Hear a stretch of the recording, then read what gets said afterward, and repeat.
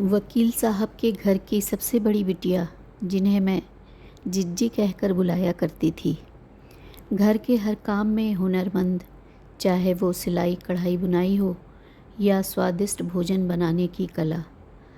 हर काम में जिज्जी को महारत हासिल थी।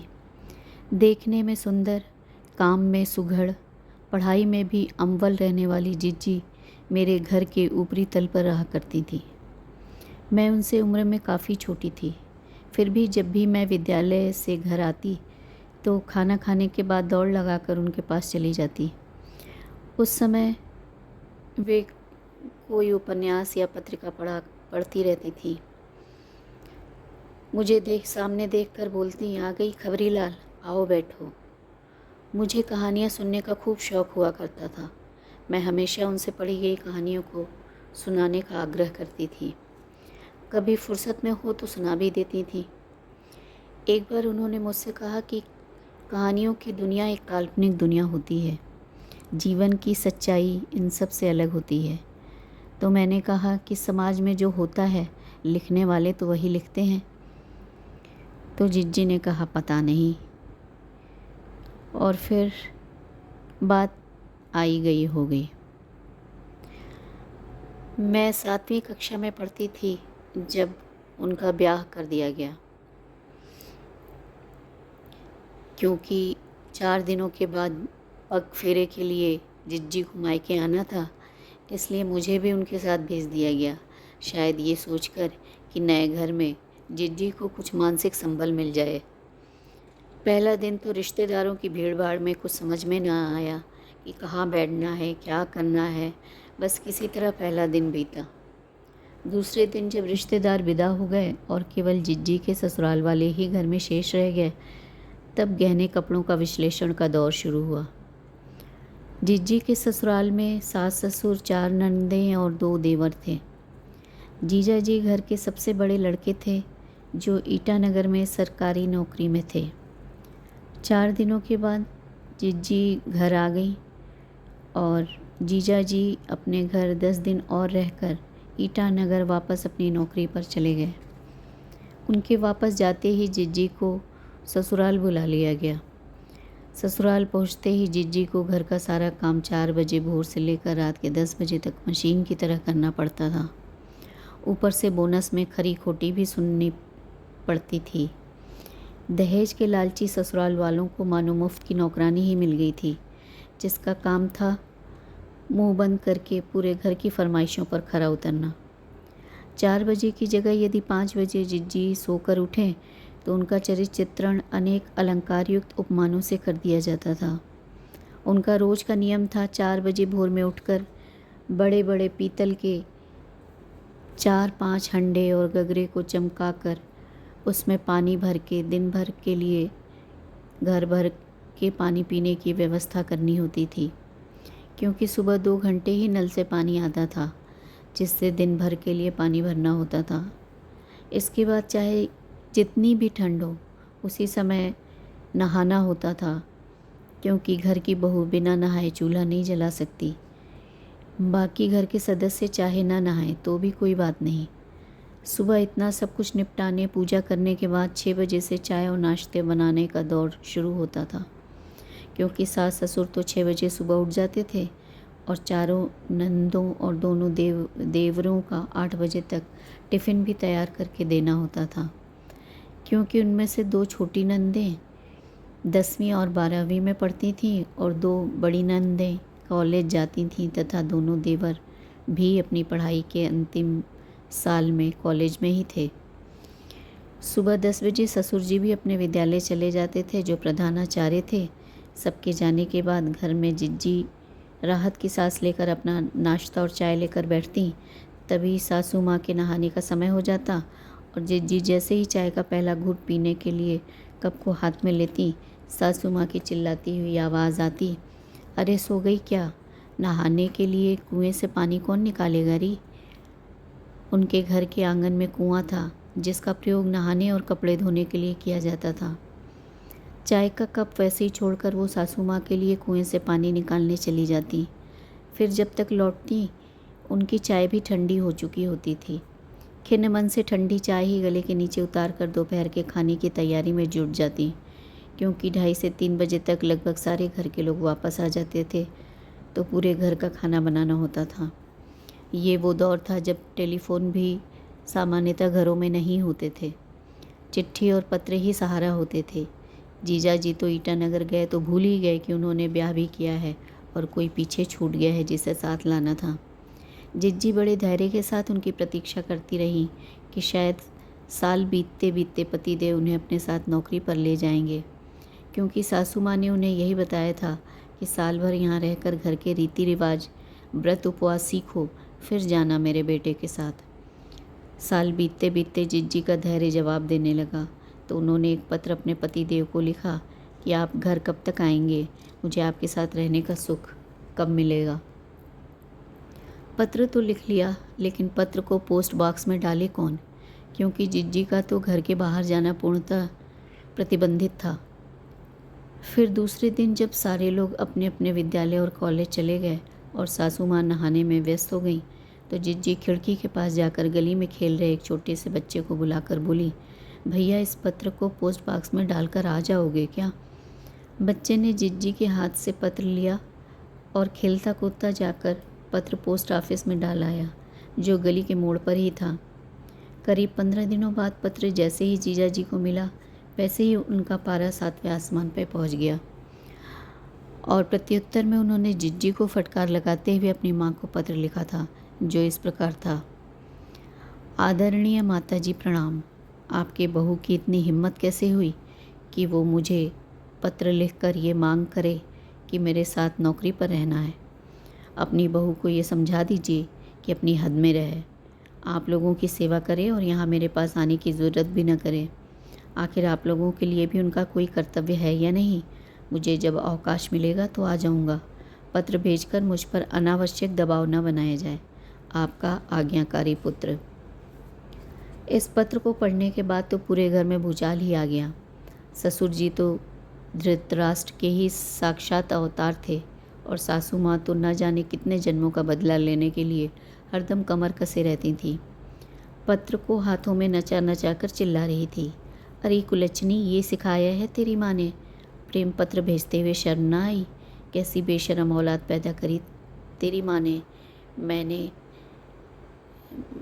तुझे क्या दुख दिया है जो मेरे बेटे को शिकायत लिखकर भेज रही है।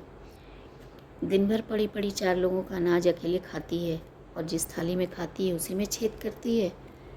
खूब छाती पीट पीट कर जिज्जी के साथ पुरखों तक को विशेषणों से नवाजती उनकी सास रोती जा रही थी। तभी दोनों देवरों ने जिज्जी को दोनों हाथों से पकड़कर उठाया और उनके कमरे में ले जाकर बंद कर दिया और बोला कि 4 दिन तक जब खाना पानी नहीं मिलेगा तो दिमाग ठिकाने आ जाएगा। अम्मा तुम शांत हो जाओ।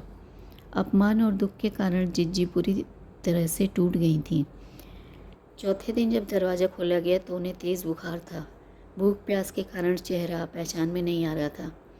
ससुराल वाले घबरा गए कि कहीं मर गई तो जेल की हवा न खानी पड़ जाए, तो जल्दी से जिज्जी के मायके तार भेजा गया जिस पर लिखा था, जल्दी आए। तार मिलते ही माँ का तो रो रो कर बुरा हाल हो गया, क्योंकि उस समय तार का मतलब ही होता था कोई आपातकाल के लिए भेजा गया संदेश। तुरंत पिताजी जिज्जी के ससुराल रवाना हो गए। जब वहाँ पहुँचे तो जिज्जी की हालत देखकर घबरा गए। सासू से पूछा कि क्या हुआ मेरी बिटिया को, तो सासू जी ने हाथ नचाकर बोला, हमसे क्या पूछते हो, अपनी कुलच्छनी बेटी से पूछो कि इसने क्या क्या गुल खिलाया है। इसे फ़ौरन अपने साथ ले जाओ, वरना ये पूरे घर को जेल भिजवाएगी। मेरे लड़कों को अलग से ही खराब कर रही है। जिज्जी को लेकर पिताजी वापस लौटे तो रास्ते भर पिताजी पूछते रहे कि क्या बात है, मुझे बताओ, लेकिन जिज्जी सिर्फ सिसकती रहीं, कुछ बोल न पाई। पिताजी के घर पहुंचते ही माँ की व्याकुलता रुलाई बनकर फूट पड़ी। सब ठीक है ना, क्या हुआ था। ऐसे न जाने कितने प्रश्नों की झड़ी लगा दी, लेकिन ना तो पिताजी कुछ बोल पा रहे थे ना जिज्जी। जिज्जी को तो वैसे भी तेज बुखार था। माँ रिक्शा करके डॉक्टर के क्लिनिक पहुंची और जिज्जी का हाल बताकर उन्हें देखने के लिए डॉक्टर को घर चलने का अनुरोध किया। डॉक्टर साहब पिताजी के अच्छे मित्र थे। बोले कि आप फ़िलहाल ये दवा उन्हें दे दीजिए, मैं कल सुबह आपके घर आकर देख लूँगा। एक हफ्ता बीतते बीतते जिज्जी की तबीयत सुधरने लगी, लेकिन जब उनके वापस जाने की बात उनसे पूछी जाती तो वो टाल जाती। वे इस बारे में बात नहीं करना चाहती थीं। पिताजी को समझ में आ चुका था कि ससुराल में सब कुछ ठीक तो नहीं है, इसलिए वो इस बारे में कोई बात न करते थे। लेकिन माँ को तो मोहल्ले में लोगों के कौतूहल को शांत भी करना होता था, इसलिए वो चाहती थीं कि जिज्जी ससुराल चली जाएं, क्योंकि उन्हें जिज्जी की मनोदशा का ठीक ठीक अंदाज़ा भी न था। 2-4 माह बीतते बीतते जिज्जी के ससुराल से उनके छोटे देवर उन्हें वापस ले जाने के लिए आ गए। माँ तो उन्हें देखकर खुश हो गई कि चलो ससुराल वालों ने स्वयं ही बुलवाया है, तो अब तो बिटिया को वापस जाना चाहिए। लेकिन जिज्जी का चेहरा पीला पड़ गया। ससुराल के बुरे अनुभवों ने उनको बुरी तरह से तोड़ दिया था। उन्होंने थोड़ी हिम्मत दिखाई और पिताजी से जाकर बोली कि मैं कुछ समय तक और यहाँ रहना चाहती हूँ। तो पिताजी ने उनके देवर को ये कहकर लौटा दिया कि अभी आप जाइए, कुछ दिनों बाद मैं स्वयं इसे लेकर आपके घर आ जाऊँगा। देवर लौट गए। फिर उन लोगों ने जीजा जी को पत्र लिखकर न जाने क्या भड़काया कि वो गुस्से में विद्यालय से 1 हफ्ते का अवकाश लेकर अपने घर पहुँचे। जब पिताजी को जीजा जी के उनके घर आने की खबर दी गई तो पिताजी जिज्जी को लेकर तुरंत उनके ससुराल पहुंच गए। लेकिन यहाँ तो कुछ और ही चक्रव्यूह रचा जा चुका था। पिताजी ने दामाद जी से बोला कि अब तो लगभग 2 साल होने वाला है, अपनी धर्मपत्नी को अपने साथ ले जाइए, ये उसका कानूनी अधिकार भी है। जीजा जी ने विद्रूप हंसी हंसकर कहा, देखिए हमें कानून मत सिखाइए, ये मेरे घर का मामला है और हमें क्या करना है ये हम देख लेंगे। कृपा करके आप अपनी बेटी को यहाँ छोड़िए और अपने घर का रास्ता नापिए। पिताजी अपमान का घूंट पीकर घर लौट आए। 1 हफ्ते जीजा जी के साथ रहकर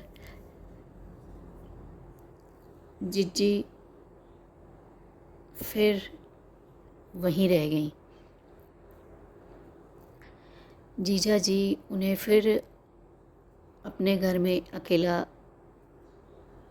छोड़कर नौकरी पर वापस चले गए। जिज्जी के साथ जाने की सारी तैयारी धरी रह गई, साथ ही वो अवसाद में भी चली गई। दिन महीने साल निकलते चले गए। देखते देखते 7 साल बीत गए। इस बीच जिज्जी के सारे देवर नंदों की भी शादियां हो गईं। सभी अपनी अपनी दुनिया में रम गए, लेकिन जिज्जी की दुनिया वैसे ही उजाड़ रही। वो जब भी मायके आती जाने का नाम ही न लेती। लेकिन जब तक 2-4 महीने बीतते, फिर जीजा जी झांसा देने के लिए वापस आते और हफ्ते 10 दिन साथ रहकर उन्हें झूठे सपने दिखाते कि इस बार तो नहीं, अगली बार आऊँगा तो अवश्य ही साथ ले चलूँगा। और भोली जिज्जी उनकी झूठी बातों पर विश्वास कर एक उम्मीद में अपना समय बिताती चली जाती। समय का चक्र घूमता रहा और जिज्जी के सास ससुर भी संसार से विदा हो लिए। तब तक 14 वर्ष बीत चुके थे। अब तो घर में कोई बचा ही न था जिसकी सेवा का बहाना करके जीजा जी जिज्जी को छोड़ते। तो वो समय भी आ गया जब जिज्जी के दिन फिरने वाले थे। आखिर 14 वर्षों की कठोर तपस्या के बाद उन्हें उनके पति परमेश्वर के साथ जाने का मौका मिलने वाला था। जिज्जी मन में अपने घर के सपने संजोती तैयारियों में लगी हुई थी। 14 वर्षों की मानसिक और शारीरिक प्रताड़ना झेलते झेलते उनका स्वास्थ्य भी बहुत शोचनीय हो चुका था। उनके पूरे शरीर में दर्द ने अपना अड्डा जमा लिया था। लेकिन वर्षों बाद ऐसी जगह जाने की खुशी, जिसे वो अपना घर कह सकती थी, जिसे अपने इच्छा अनुसार सजा सकती थी, इसी सोच में बावली हुई जाती थी। खचाक की आवाज़ के साथ टैक्सी घर के दरवाजे पर रुकी। तब जिज्जी का ध्यान भंग हुआ। उनका सपनों का घर आ चुका था। बड़ी उमंग के साथ वो घर के अंदर पहुंची तो देखा पूरा घर अस्त व्यस्त पड़ा हुआ था, मानो थोड़ी देर पहले भूचाल आया हो। लेकिन मन खुश हो तो कितनी भी बड़ी अड़चन आपको परेशान नहीं कर सकती। यही सत्य जिज्जी के साथ भी काम कर रहा था। जीजा जी घर आते ही नहाकर घर के ज़रूरी सामान लाने का कहकर निकल गए। जिज्जी पूरे घर की साफ़ सफाई करती, चीज़ों को समेटती, घर संवारती रहीं। सफ़र की थकान और भूख को भूल ही गई थी। शाम को जीजा जी घर लौटे तब जिज्जी ने खाना बनाया। खाने के लिए थाली लगाने लगी तो जीजा जी ने कहा कि मैं तो बाहर से खा कर आया हूँ, तुम खा लो। जिज्जी को ये बात कुछ अजीब लगी पर वो कुछ बोली नहीं और चुपचाप खाना खा लिया। जीजा जी रोज़ सुबह 7 बजे विद्यालय के लिए निकल जाते, 4 बजे तक घर लौटते, खाना खाकर 1-2 घंटा आराम करते और फिर शाम के 7 बजे टहलने के लिए घर से बाहर निकल जाते और लगभग 10 बजे घर में वापस आते। ज़्यादातर वो बाहर से ही खाना खाकर लौटते थे। जिज्जी बोलती कि पहले बता दिया करिए तो खाना कम बनाया करूं। तब जीजा जी बड़े अनमने भाव से जवाब देते कि अरे वो एक मित्र मिल गया था, ज़बरदस्ती अपने घर ले गया और मेरे मना करने के बावजूद खाना खिला दिया। इतने सालों से अकेला रहता था तो मित्र लोग शाम को अपने घर पर ही खाना खिला दिया करते थे। मैं भी भूल जाता हूँ कि तुम अब आ चुकी हो, खाना घर पर भी बना होगा। खैर कोई बात नहीं, मैं अपनी बाहर खाने की आदत कम कर लूँगा। साल बीतते बीतते घर में पुत्र रत्न की किलकारियाँ गूंजने लगीं। जिज्जी अपने कमज़ोर स्वास्थ्य के साथ घर और पुत्र की देखभाल पूरी तन्मयता से करती रहीं। जीजा जी जो कहते उसी को सच मान लेना उनकी नियति बन चुकी थी। सब कुछ ठीक ठाक चल रहा था। एक दिन अचानक हृदयाघात से जीजा जी चल बसे। वर्षों की अथक प्रतीक्षा के बाद जो जीवन पटरी पर आने लगा था, उसके सामने फिर एक प्रश्न चिन्ह मुँह बाए खड़ा था। विद्यालय के लोग इकट्ठा हुए और जी को सांत्वना देने लगे कि जीजा जी की जगह जिज्जी को प्रतिनियुक्ति मिल जाएगी। रोज़ी रोटी का संकट तो नहीं रहेगा, लेकिन ब्याह के बाद से जिस अकेलेपन ने उनका साथ 14 वर्षों तक निभाया था, अब वो दोबारा उनका साथ निभाने आ चुका था। जीजा जी के स्वर्गवासी होने के बाद आसपास रहने वाले कुछ परिवारों की महिलाएं अब अक्सर फुर्सत में जिज्जी के पास आकर बैठती। तब बातों बातों में जीजा जी के झूठ बोलने की आदतों का खुलासा होता जाता था। उनके जीवन के अनेक रहस्यों पर से पर्दा एक एक करके उठता जा रहा था, जिसे जिज्जी बिल्कुल विरक्त भाव से सुनती और कहती कि सभी जीव इसी धरती पर अपने अपने स्वर्ग और अपने अपने नर्क भुगत कर ही इस दुनिया से विदा होते हैं।